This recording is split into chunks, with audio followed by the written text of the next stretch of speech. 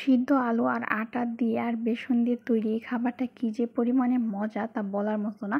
বিকালের নাস্তায় খুব বেশি মজার একটা খাবার হতে চলেছে। যদি আপনারা একবার বানান অবশ্যই বারবার খাইতে ইচ্ছা করবে, এত মজার একটা রেসিপি। তো তার জন্য আমাদের প্রথমেই লাগবে আলুটাকে খুব সুন্দর করে সিদ্ধ করে নিয়েছিলাম, এখন ছিলে নিতেছি। আলুগুলারে ছিলা হয়ে গেলে খুব সুন্দর করে ম্যাশ করে নিতেছি। আলুগুলা খুব সুন্দর করে মাখানো হয়ে গেলে দিয়ে দিব কিছুটা মশলা, গরম মশলার গুঁড়া, জিরার গুঁড়া, মরিচের গুঁড়া, হলুদের গুঁড়া, সামান্য পরিমাণে লবণ, স্বাদ মতো আপনাদের স্বাদ অনুসারে দিবেন। এখানে দিয়ে দিয়েছি পেঁয়াজটাকে খুব সুন্দর করে কুচি করে কাটে নিয়েছিলাম, আর কাঁচামরিচ কুচিটা দিয়েছি। দিয়ে এখন খুব সুন্দর করে মাখাই নিব, মানে আলু ভর্তাই করে ফেলতেছি। তো এখন আলুটা খুব সুন্দর করে মাখানো হয়ে গেলে এখন হয়েছে আটাটা দিয়ে দিতেছি। আটা আর এখানে দিয়ে দিয়েছি তেল আর স্বাদ মতো লবণ। আটাটাকে এখন খুব সুন্দর করে তেলের সাথে মাখাই নিব। খুব সুন্দর করে মাখায় যখন ঝরঝরে হয়ে যাবে তখন অল্প অল্প করে পানি মিশাবো, আর অল্প অল্প করে মানে মাখাইতে থাকবো। মাখায় একটা ডো তৈরি করে নেব। এই ডোটা কিন্তু আপনাদের কোনো প্রকার রেস্টে রাখার কোনো দরকার নাই, একদম নগদ বানায় নগদই মানে বানাই খাইতে পারবেন। কোনো প্রকার রেস্টে রাখার দরকার নাই বললেই চলে। তারপরে আমি আবার মাখাই নিতেছি। মাখায় এখান থেকে ছোটো করে একটা লিচি কেটে নিলাম।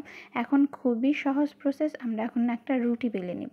খুব সুন্দর করে এখন আটাটাকে আবার ময়াম দিয়ে নিলাম, নিয়ে এখন আটার ভিতর দিয়ে একটা রুটি বেলে নেব। সাধারণ রুটি যেইভাবে বেলা হয়, আপনারা এটা জানেনই কীভাবে বেলতে হয়। তো আমার ভিডিওগুলো দেখেন কে কে, অবশ্যই ভিডিওগুলো ভালো লাগলে লাইক করতে, কমেন্ট করতে ভুলবেন না কিন্তু। তো তারপর চলেন আবার রেসিপিটাতে ফেরা যাক। তারপর রুটির মাঝখানে যে আলুর পুরটা করে রাখছিলাম সেটা দিয়ে দিতেছি, আর এখানে আটা পানি দিয়ে খুব সুন্দর করে গোলায় নিছিলাম। এখন সেই মিশ্রণটা দিয়ে দিতেছি, পাশ দিয়ে ভালোভাবে দিয়ে দিব যাতে খুইলা না যায়। তারপর আরেকটা রুটি বেলে নিয়েছিলাম, সেটা এখন উপর দিয়ে খুব সুন্দর করে আটকাই দিতেছি। আপনারা দেখতে পারতেছেন এভাবে আটকাই দিলে হবে কি আলুর পুরটা মানে বের হয়ে আসতে পারবে না। তারপরে এখানে আমাদের লাগবে বেসন। বেসনের ভিতর সামান্য জিরার গুঁড়া দিচ্ছি, স্বাদ মতো লবণ, হলুদের গুঁড়া, মরিচের গুঁড়া দিয়ে এখানে আরেকটা মিশ্রণ তৈরি করে নিতে হবে। মানে প্রসেসটা একবার দেখে নিলে, একবার বানাই খাইলে মনে করেন প্রতিদিন বিকালেই বানাই খাইতে ইচ্ছা করবে, এতটা মজার।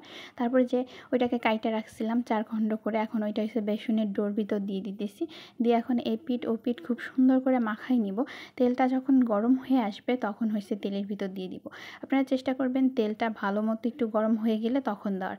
তারপরে হচ্ছে জালটা একদম লো করে দিবেন, মানে আঁচটা কমাই দিবেন, তারপর আস্তে আস্তে ভাজা হবে। তো দেখতেই পারতেছেন কিভাবে দিয়ে দিলাম। এখন উল্টায় পাল্টাই নিব, এই পিঠটা যখন হয়ে যাবে তখন উল্টাই দিব। তো এই তো মজার একটা রেসিপি, খুব সহজেই বাসায় বানাই বিকালের নাস্তায় খাইতে পারেন, বাচ্চাদের টিফিনেও দিতে পারেন। তাহলে বাসায় বানাই খেয়ে জানাতে ভুলবেন না কিন্তু যে আপনাদেরটা কেমন হয়েছিল। আর আমার ভিডিওটা ভালো লেগে থাকলে পেজটা ফলো করতে ভুলবেন না, ইউটিউব চ্যানেল থেকে দেখলে সাবস্ক্রাইব করতে ভুলবেন না। গরম গরম বিকেলের নাস্তা হিসেবে কিন্তু দারুণ মজার একটা খাবার। ভালো থাকবেন সবাই, আল্লাহ হাফেজ।